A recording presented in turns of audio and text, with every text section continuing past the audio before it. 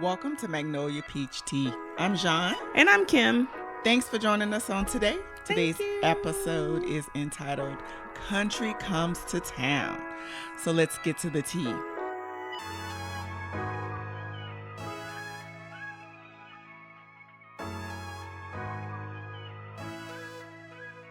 We are sisters. Yes. I'm the baby. I'm the oldest. I thought I was turning 48, girl. I remember you were definitely a little confused. I was. sister. My math wasn't mathing on that day. I was like, wait, am I turning 48?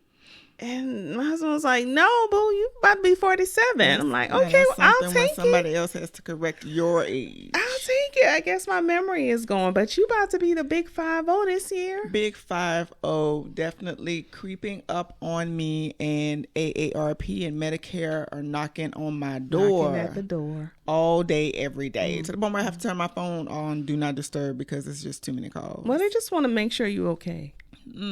I'm not ready. Yeah. Not ready. Well, I am in the healthcare industry. And I'm in customer service on management side. I've been in this industry for a while. I kind of feel I stumbled into it because I tried my hand at some other things, including healthcare. Yeah. And it was not for me. You remember the lady with the strawberries, spaghetti? Yeah, she was making strawberries. She was making spaghetti, but she would use strawberries. Poor thing. But she was a sweet old thing. Yeah. That was the upside to working in healthcare. Yeah. But Healthcare everything else, it takes a special skill set. Well, beyond the skill, it's very emotional. So your emotions have to be very strong. You have to be able to deal with not only your emotions, but help someone else through their crisis and, emotional state. But customer service, ma'am, that's right. That takes Me a as lot. the introvert who don't like people sometimes.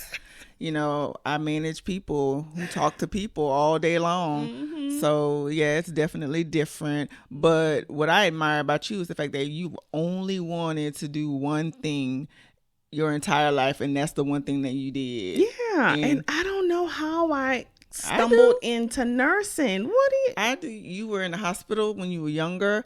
You broke your arm or something happened with your arm. So you went in there and you had this nurse who was very nice. She gave you this little doll she made out of a toilet paper holder. I remember. And mom kept it, and mom still probably has it. Probably and so. You always said that's all you ever wanted to be was a nurse. You never swayed. You know how little girls talk about being teachers or models or whatever. No, Yeah. I'm being a nurse. Nurse, yeah. Well, I didn't struggle through it, but I took my time on progressing through it. So, I'm there, and that's it. That's where I'm in. This is the end of the road. At 50, I'm trying to see, can I retire early? Calculate. From this? Yeah, I look at my pension regularly. Doing the math, I hear you. Do the math. I got to make sure my math is mathing. I That's hear right. ya. So we are 2 of 3 siblings in our family. We have a younger brother, the baby boy. I so wanted him to be a girl, but he's a boy. Sorry, Jean. Yeah, he's a boy, and he is the baby. Yeah, the big baby. He's the tallest and biggest out of all of us. Right. And I don't know how that happened, but and his son is probably going to be just as big, if not taller than him. Yes. So, yeah. Our brother is he's a very unique individual. I think he's definitely a mixture of both of us because he has my introvert qualities, but yet and still he does have your social butterfly qualities. Yeah, my sister is a social butterfly. I am not. I'm not. Yes. I'm not really like a people person, but I have to be. I have to socialize. I have to speak publicly. I have to, speak to strangers. But it's not my favorite. I'm cool with being at home. I'm cool with just family. I don't have to do that extra stuff or, always go out with friends. Although the year of 2023, I'm trying to be more or go outside more of my family circle. But I'm okay. I don't have to, be that social person or, have to have friends. Oh, you know, I don't have to have friends I know, at all. sister. I have a sister and a brother. That's my friends. I know. That's it. I know. And I think that's all right. I think that's A-okay. As long as you're getting what you need from your family. Yeah. You know? Yeah. So our family dynamic is unique. We don't have kids, but our baby brother has one son, our nephew, who is the community baby. Yes, definitely a community baby, and he knows it. And he plays that up every chance he gets. He does. He's like, Christmas is definitely our time, and he is an adult in that time. He plays the adult games, you know, as kid friendly as we can do adult games, and he is very competitive. He wants to win them all, absolutely, and doesn't let you know that he won. Doesn't let you forget that he won. But yeah, he's a joy. And we have our parents. Our parents, thank God, are still here with us. Yes. They live with me, which is a conversation in itself. Yes, but I'm happy to still have them here with us on this earth. And, you know, be able to provide for them and watch them in their latter years. They are a hoot. Definitely a hoot. They've been married for 51 years. It'll be 52 this year. And they are definitely a hoot. Definitely some episodes regarding parents. Coming soon. Yep. Maybe a guest appearance by that old man. Probably so. Yeah. You never know. He'll probably walk in a little bit talking about what y'all doing. So our hometown, we're actually from a small city, south central. I guess it would be South Central Louisiana. Yeah. South of I-10. And it is what we affectionately call the country. Yes. So the country, I don't even know what the population is. I'm sure I don't know. Yeah, I don't even know what the population is. It's not that many people because a lot of people left. Let me just say that. Right. A lot of people left. And then even the people who are still there, like, everybody knows each other. So it's not like, you know, millions of people. No. But it's a small community. We have probably 3 stoplights. Yeah, I give it 5. 5, you think so? I give it 5. One main street, really, that'll take you through the entire city. From one side to the other. But it's, you know, what, aka the city countryside. We're from the countryside, which is mostly farm land, farm families. We're grandchildren of a sharecropper, so we grew up basically smack dab in the middle of the sugarcane field. So the sugarcane fields around us, in front of us, definitely very, very agricultural. Yeah. I mean, tractors, you know, first of all, 2-lane roads, you know, one going, one coming, and tractors. I mean, you wouldn't be surprised to see a tractor coming down Main Street or a horse. Yeah, I wouldn't say no. But very farm life. Like Jean mentioned, we are the grandchildren of a sharecropper. So, you know, we had our time as kids farming and doing, instead of doing extracurricular stuff, working in the farm, planting potatoes, picking okra, that type of stuff. So didn't like it at that time, but I think that it made us stronger women for that. Definitely. And so I appreciate our parents allowing us that experience because, you know, everything wasn't handed to us, you know, on the silver platter. So at the time, you know, we didn't understand it and, you know, may have been mad about it, but now definitely didn't like it. Yeah, I appreciate that experience. Yeah, so. I agree with that. It definitely made us resilient. Absolutely. So yeah, I definitely agree. Where we're from, there's only one school system, I guess. You know, you go from the primary school to the junior high, elementary, and then junior high and senior high. It's all, everybody from that town goes to the same school system. So, you know, you basically go to school with the same people in your age. Your entire life. I mean, and sometimes you're from class to class to class with the same person. It's such a small city. Very, very small. And you can almost guarantee that a family member works in the school system somewhere, and they will tell your parents when you're not doing what you're supposed to be doing in that school system. Yeah. So it was that small. Yeah. So you were in a band, weren't you? I was in the band. I played the clarinet for several years. Unfortunately, I never got to the point where I was kind of in the marching band. No, I think you got as far as Mary Had a Little Lamb. I did. I remember that. I did. Mary Had a Little Lamb. Yeah, marching outside. No, that wasn't me anyway. So yeah, I couldn't see that. I was quite surprised though when you joined the band. I was like, what?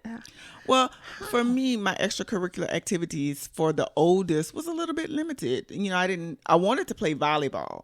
Okay. Parents were like, no, no, ma'am. Not gonna do that. Get this clarinet. That's what you. And then I even want to play the clarinet. I wanted to play the trumpet. The trumpet, John? And Mom was like, you got a clarinet or a flute? Which one? The trumpet? I don't know why I wanted to play the trumpet. Honey. I wanted to play the trumpet. I thought it was cool. And I was like, yeah, if I can be in band and play the trumpet, be a girl trumpet player.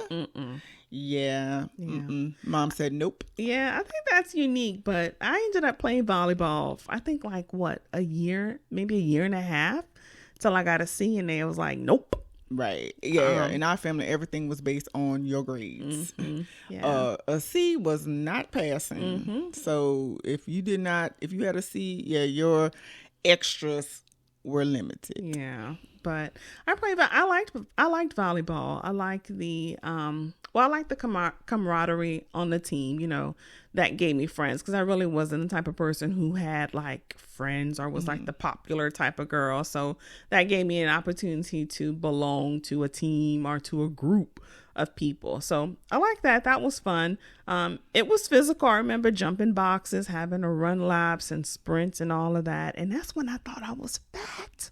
So like I was about to say, yeah. So Mom probably knew volleyball was not for me. Yeah, you didn't like PE. PE was the only subject I failed. And I mean, not like a D, like F. Like I literally did not want to do PE.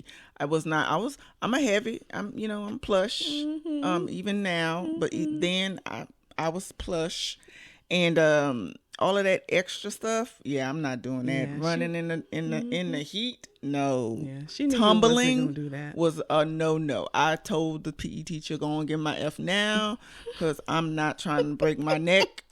Just go on and give it to me. My mama will understand, because she said she didn't do it when she was in school either.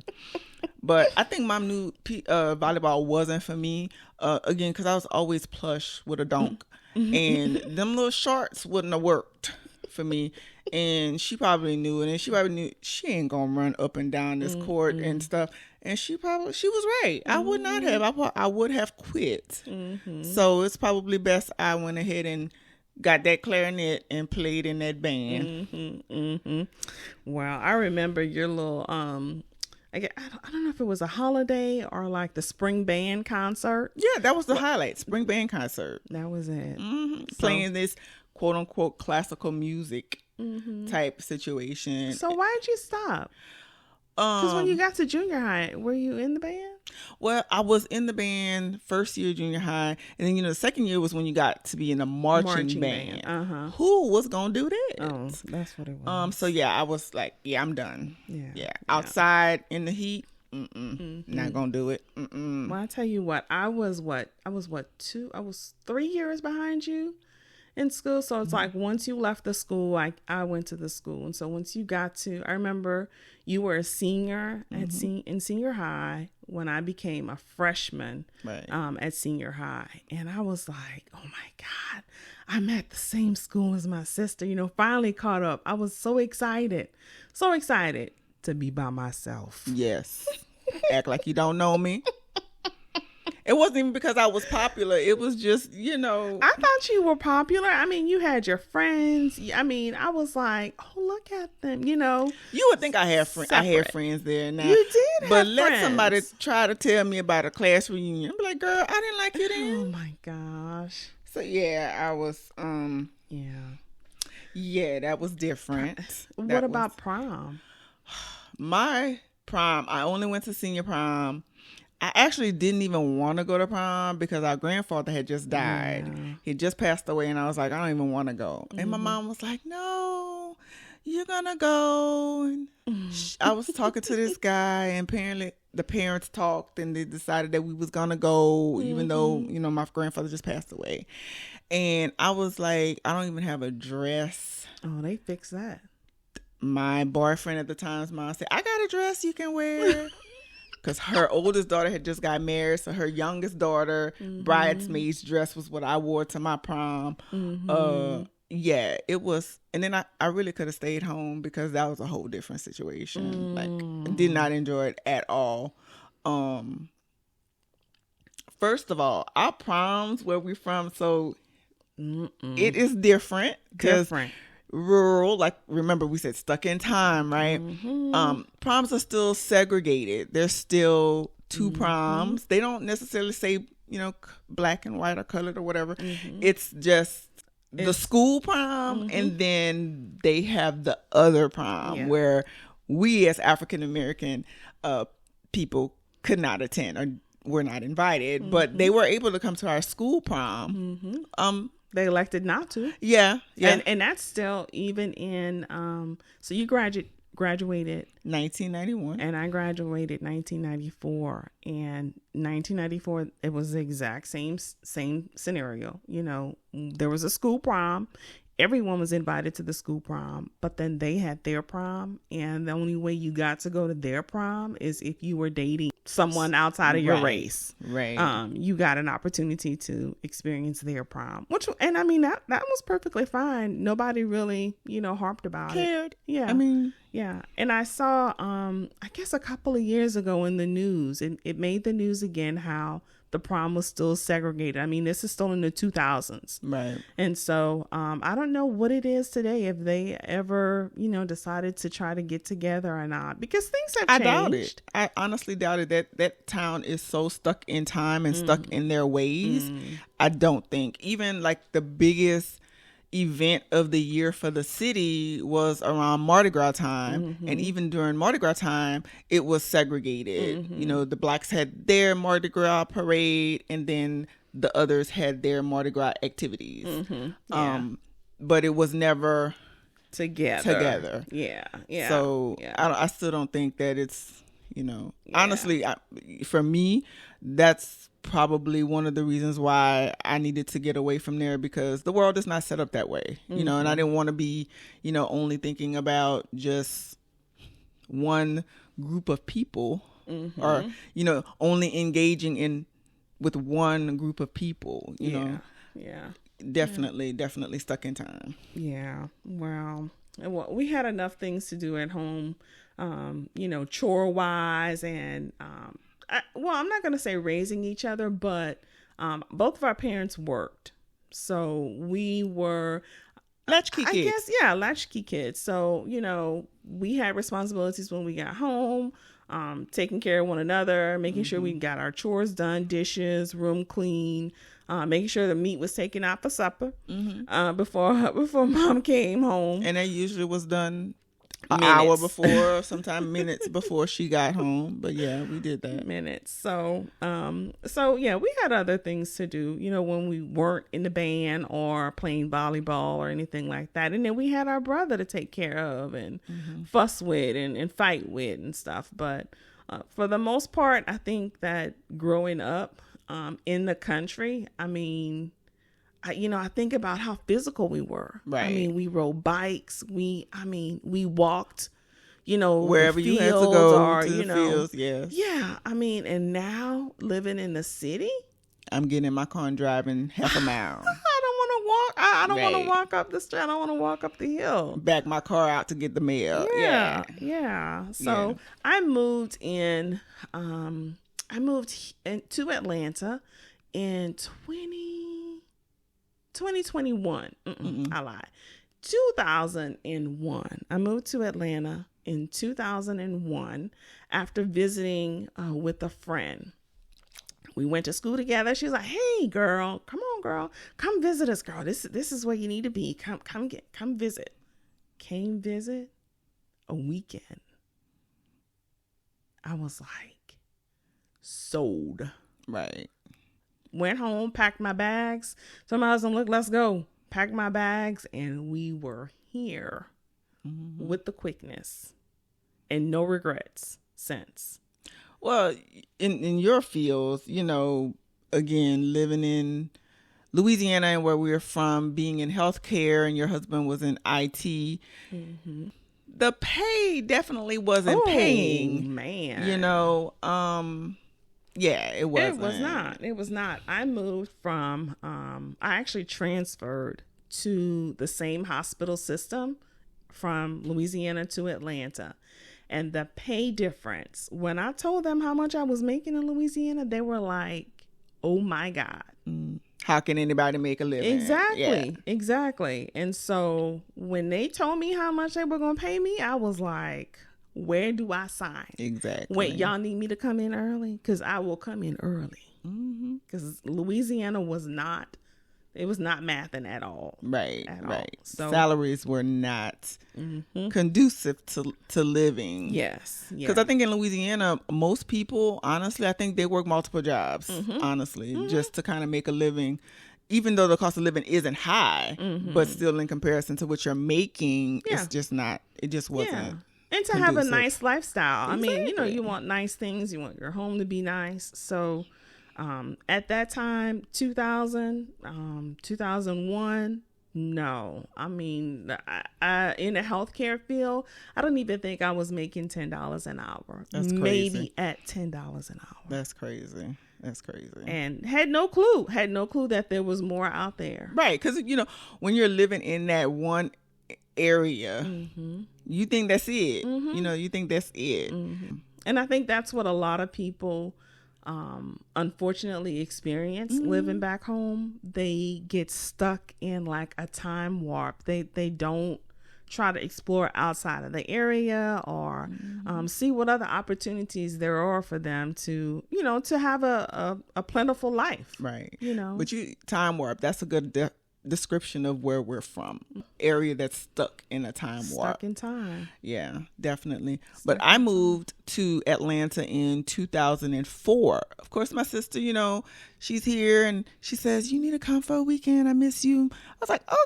I was married at the time. Told my then husband, okay, let's, you know, do a little weekend trip to Atlanta, see my sister and stuff. Came out here and absolutely was like, yeah, this is where I need to be. Girl, let me get back on the road back home. And I literally packed up an apartment, broke a lease, packed my little 2-door Cavalier with everything I could and drove back to Atlanta within 2 weeks. And I've been here ever since. My career started where I think I moved here in March and I got the job at the company that I'm working with in April, and I've been with the same company that entire time. So it's 19 years. Wow. And I moved into management within that company. Honestly, a couple of years ago, looked at what somebody with my tenure and my degree now would be making in Louisiana, and it's less than half of what I'm making here.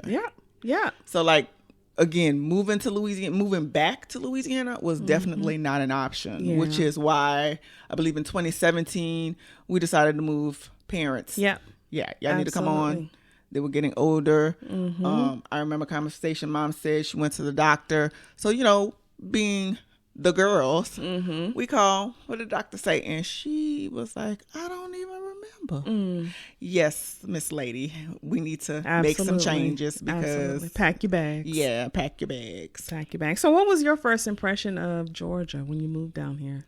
I thought it was the city. I thought, like, oh my goodness. Because, you know, I was married. I had moved to Kentucky. I had lived in Kentucky, but I was on a military post. So it really wasn't, I didn't have a lot of city. experience. I mean, I worked in Louisville, but it was like I went to work and then I came back. I never explored. So, I really didn't know. But then when I got here, I was like, look at these tall buildings. I think one time I came here, it was nighttime, and then, the city's all lit up. And I'm like, this is like on TV. Yeah. I was like, oh, yeah, this is the city. This is the city.